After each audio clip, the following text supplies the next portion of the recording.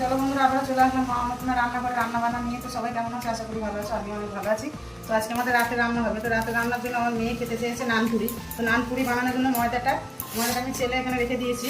আর এখানে নিয়েছি নুন আর চিনি। তো নুন আর চিনিটা দিয়ে দেবো। আর এখানে নিয়েছি 2 চামচ দই। তো এখানে আমার 400 মতো ময়দা আছে। 400 মতো ময়দার জন্য নিয়েছি 2 চামচ দই। আর নিয়ে নেবো হাফ প্যাকেট ইনো।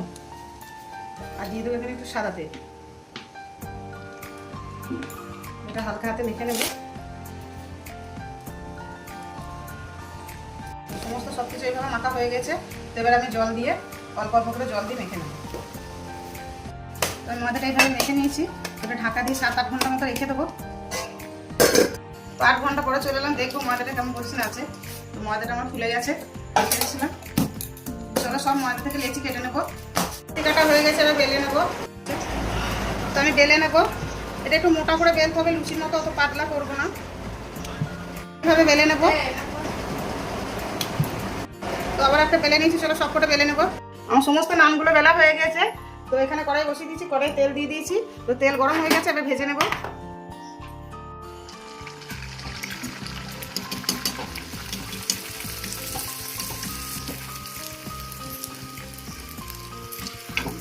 আবার একটা ভেজে নেবো।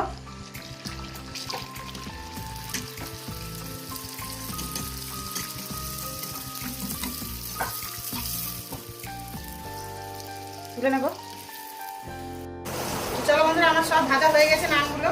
থালার মধ্যে আমার মেয়েকে খেতে দিয়ে দিয়েছি। তো আমি তরকারি কিছু করিনি, ওবেলাকার মাংস ছিল ওটা দিয়ে দিয়েছি। তো নানগুলো একবার দেখাবো ছিঁড়ে কেমন হয়েছে, কতটা সফট হয়েছে।